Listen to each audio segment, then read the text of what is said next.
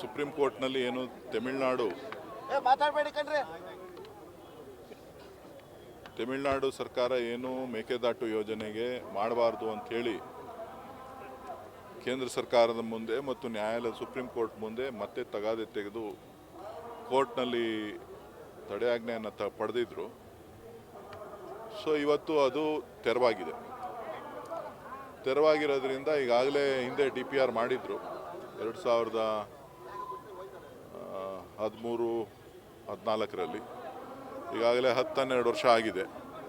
So ಈಗ ಹೊಸದಾಗಿ ಅದಕ್ಕೆ ಏನೆಲ್ಲ ಚಾಲನೆಯನ್ನು ಕೊಡಬೇಕು ಅದನ್ನು ಕೊಡಲಿಕ್ಕೆ ಮಾನ್ಯ ಉಪಮುಖ್ಯಮಂತ್ರಿಗಳು ಮತ್ತು ಮುಖ್ಯಮಂತ್ರಿಗಳಿಬ್ಬರು ಕೂಡ ನಿನ್ನೆ ಸಭೆ ಮಾಡಿ ಅದಕ್ಕೆ ಸೂಚನೆಯನ್ನು ಕೊಟ್ಟಿದ್ದಾರೆ.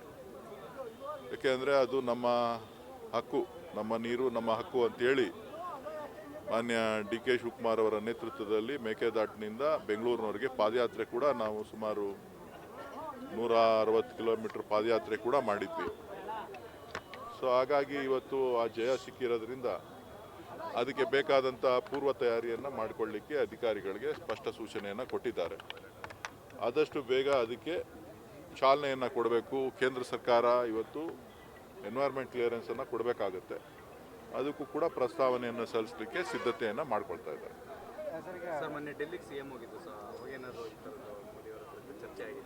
ಆಲ್ರೆಡಿ ತಿಳಿಸಿದ್ದಾರೆ, ಮಾನ್ಯ ಮುಖ್ಯಮಂತ್ರಿಗಳು ಹೇಳಿದ್ದಾರೆ, ಪ್ರಧಾನಮಂತ್ರಿಗಳಿಗೆ ಈ ವಿಚಾರವನ್ನು ಪ್ರಸ್ತಾಪ ಮಾಡಿ ಒತ್ತಾಯವನ್ನು ಮಾಡಿದ್ದೇನೆ ಅಂಥೇಳಿ ಅವರು ಕೂಡ ಅದು ಒಂದು ಮೆಮೊರಂಡಮನ್ನು ಕೂಡ ಕೊಟ್ಟು ಬಂದಿದ್ದಾರೆ. ಆದಷ್ಟು ಬೇಗ ಇದಕ್ಕೆ ಬೇಕಾದಂಥ ಅನುಮೋದನೆಯನ್ನು ಕೊಡಿ ಅಂತ ಹೇಳಿ ಕೇಳಿದ್ದಾರೆ.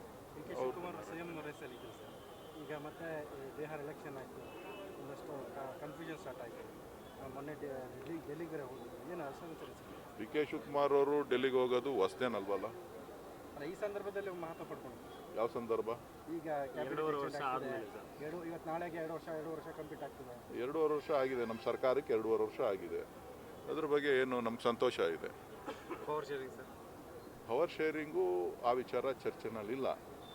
ನಮ್ಮ ಸರ್ಕಾರ ಆಡಳಿತದಲ್ಲಿದೆ. ನಾವು ಜನರಿಗೆ ಕೊಟ್ಟಿರ್ತಕ್ಕಂಥ ಭರವಸೆಗಳ ಬಗ್ಗೆ ನಾವು ಗಮನ ಹರಿಸ್ತಾ ಇದ್ದೇವೆ.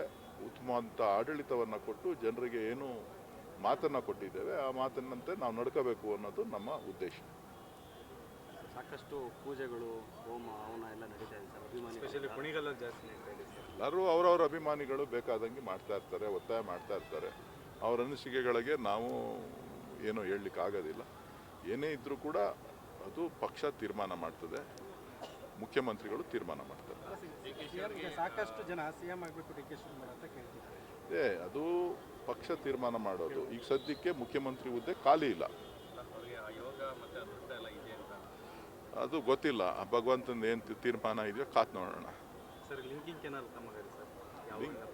ಲಿಂಕ್ ಕೆನಾಲು ಕಾಮಗಾರಿ ಮಾಡಬೇಕು. ಈಗ ಲ್ಯಾಂಡ್ ಅಕ್ವಿಷನ್ನು ಪ್ರಾರಂಭ ಆಗಿದೆ. ಇನ್ನೊಂದು 2 ತಿಂಗಳೊಳಗೆ ಲ್ಯಾಂಡ್ ಅಕ್ವಿಷನ್ ಪ್ರೋಸೆಸ್ ಕಂಪ್ಲೀಟ್ ಆಗುತ್ತೆ. ಅದಾದ ತಕ್ಷಣ ಮತ್ತೆ ಕಾಮಗಾರಿಗೆ ಚಾಲನೆ ಕೊಡ್ತೀವಿ. ರೈತರು ವಿರೋಧ ಇದೆ ಸರ್ ಆ ಭಾಗದಲ್ಲಿ. ಕುಣಗಲ್ ತಾಲೂಕಿನವರೆಲ್ಲರೂ ಕೂಡ ಅದಕ್ಕೆ ಹೋರಾಟಕ್ಕೆ ಸಜ್ಜಾಗಬೇಕು, ಪಕ್ಷಾತೀತವಾಗಿ. ಅದು ಗೊತ್ತಿಲ್ಲ, ಅದು ಮುಖ್ಯಮಂತ್ರಿಗಳು ಮತ್ತು ನಮ್ಮ ಪಕ್ಷದ ವರಿಷ್ಠರಿಗೆ ಬಿಟ್ಟಿರ್ತಕ್ಕಂಥ ವಿಚಾರಗಳೆಲ್ಲ.